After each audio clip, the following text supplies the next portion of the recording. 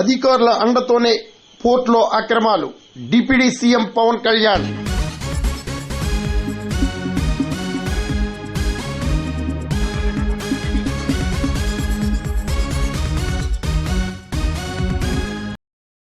కొందరు అధికారుల అండదండతోనే కాకినాడ పోర్టులో అక్రమాలు కొనసాగుతున్నట్లు రాష్ట్ర ఉప ముఖ్యమంత్రి పవన్ కళ్యాణ్ సంచలన ఆరోపణలు చేశారు. వీటికి బాధ్యులపై కఠిన చర్యలు తప్పవని కూడా పవన్ కళ్యాణ్ హెచ్చరించారు. శుక్రవారం కాకినాడ పోర్టులో ఆకస్మిక తనిఖీలు నిర్వహించిన అనంతరం సివిల్ సప్లై మంత్రి మనోహర్, కాకినాడ సిటీ ఎమ్మెల్యే కొండబాబు అధ్యక్షతన నిర్వహించిన సమావేశంలో పవన్ కళ్యాణ్ మాట్లాడారు.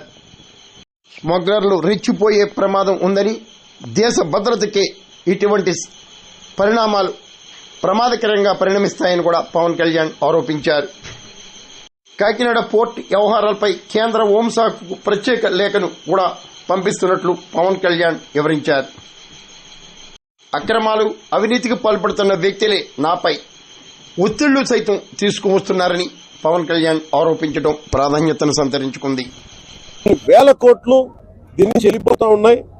దారుణంగా ఆఫ్రికా దేశాల్లో దీన్ని 70 రూపాయలు అమ్ముతారు. ఇందులో ఎవ్వరు చేసింది ఏం లేదు. 70 రూపాయలకి 73 రూపాయలకి అమ్ముతారు కేజీ. నాకు నిజంగా అనిపించింది ఏంటంటే, నిజంగా మనం ఈరోజు ప్రధానమంత్రి గారు చేసే ఈ విదేశాంగ విధానంలో మనం 70 రూపాయలు కానీ ఆఫ్రికా దేశాలకి ఇవన్నీ మనకి ఇలాంటి తప్పులు జరగకుండా ఉంటే కనీసం 43 రూపాయలకి ఇస్తే మనం దేశ పరపతి పెరుగుతుంది. మనకి అన్యాయంగా అకారణంగా స్మగ్లర్ల చేతిలోకి వెళ్ళిపోతుంది. వీళ్ళకి ఎంత ధైర్యం అంటే వీళ్ళందరికీ కూర్చోబెట్టి కోర్టులకు వెళ్తారు. కోర్టులకు వెళ్ళి నా మీద ఒత్తిడి పెడతా ఉన్నారు. నా మీద కూర్చోబెట్టి మీరేం చేయలేరు ఇట్లా మాట్లాడుతున్నారు మాతో. నేను ఈరోజు ఇందాకే చెప్పాను, ఫస్ట్ దీనికి సంబంధిత పోర్ట్ ఎవరు, సీఈఓ ఎవరో, ఈ స్టేక్ హోల్డర్స్ ఎవరు, వాళ్ళకి నోటీసులు పంపించినారు. ఆ షిప్ని సీజ్ చేయండి.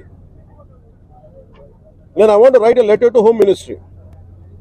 అమిత్ షా గారు లెటర్ రాద్దాం అనుకున్నాను. ఇది మోస్ట్ వల్నరబుల్ పోర్ట్. ఇది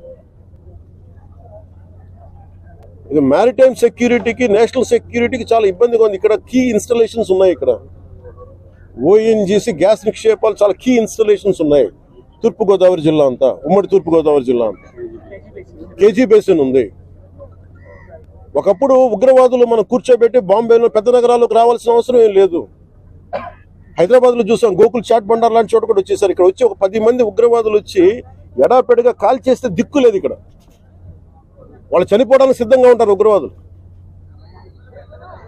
25,000 టన్నుల 25,000 కిలోల హెరాయిన్ ఆంధ్రప్రదేశ్లో వైజాగ్ పోర్టులో దొరికింది. That shows the vulnerability. అలాగే మనకి అర్షి ట్రేడింగ్ కంపెనీ అని చెప్పి అది ఇక్కడ విజయవాడలో ఉన్నది, అటు వెళ్ళిపోయింది. అలాగే నా దృష్టికి 2 పేర్లు వచ్చింది. ఒకటి అలీషా అనే పేరు చాలా పదే వినిపిస్తూ ఉంది. నాకు అర్థం కాదు ఎవరు అలీషా, ఎవరు అని. అలాగే ఇందాక చూస్తే దాదాపు 16 కంపెనీలు ఉన్నాయి. ఇందాక మనకి కొండబాబు గారు కూడా నేను ఒకటే చెప్తా ఉన్నాను, మనోహర్ గారికి కానీ సుధీర్ గారికి కానీ మేమందరం కూర్చోబెట్టి ఇందాక బోట్లు వెళ్తాం మాట్లాడుకున్నట్టు, it is not about one individual. Smuggling అలవాటు అయిన వాళ్ళు, క్రిమినల్ యాక్టివిటీస్కి అలవాలం అయిపోతే tomorrow it will be RDX, tomorrow it will be weapons, tomorrow it will pose as a great threat for national security. చేతులు గాలేక ఆకులు పట్టుకున్నట్టు ఉంటుంది.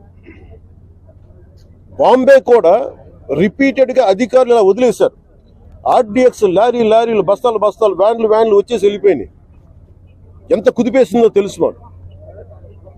సో అందుకని ఇంకా ఆగాలి, ఇలాంటివి చెప్పాలనేది నేను ముఖ్యమంత్రి గారి దృష్టికి ఆల్రెడీ చెప్పాను. నేను సో మేము ఆ క్రమంలోనే ముఖ్యమంత్రి గారి ఆదేశాల మేరకు మేము కూర్చోబెట్టి క్యాబినెట్ మీటింగ్స్లో మేము కూర్చొని మాట్లాడుతున్నాం. దీని మీద చాలా కఠినమైన చర్యలు తీసుకోవాలి. అలాగే PD యాక్ట్ పెట్టాలని పెట్టుకున్నాం. మొన్నదాకా ల్యాండ్ గ్రాబింగ్ యాక్ట్లో సివిల్ సప్లైస్ కూడా రిపీటెడ్ అఫెండర్స్కి దీన్ని PD యాక్ట్ పెట్టాలని చెప్పి మనోహర్ గారు మా రోజు క్యాబినెట్ మీటింగ్లో పెడితే ఇప్పుడు అది కూడా జరిగింది. గవర్నర్ గారి దగ్గరికి వెళ్ళాలి ఆ బిల్లు. తర్వాత మన ప్రెసిడెంట్ గారి అంగీకారం తెలియజేయాలి దానికి. ఈ లోపు అన్ని వచ్చిన తర్వాత చేద్దాం అనుకునే లోపు ఇప్పుడు చూస్తే ఇంత మొత్తంలో పట్టుబడ్డప్పుడు మాకు ఖచ్చితంగా దీన్ని ప్రజల దృష్టికి తీసుకెళ్లాలి దీన్ని. ఎందుకంటే ఒకవైపు ఫీజు రీఎంబర్స్మెంట్కి డబ్బులు లేవు,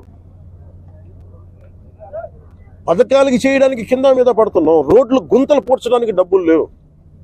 కానీ వీళ్ళ దగ్గర మటుకు వేల కోట్లు ప్రభుత్వం కష్టంతో మీ అందరి ట్యాక్సులతోటి, ప్రజలందరి ట్యాక్సులతోటి కొన్న డబ్బులతో ఇచ్చిన ట్యాక్సులతోటి డబ్బులు తీసుకొని మనం బియ్యం కొంటే ఆ బియ్యం తీసుకెళ్లి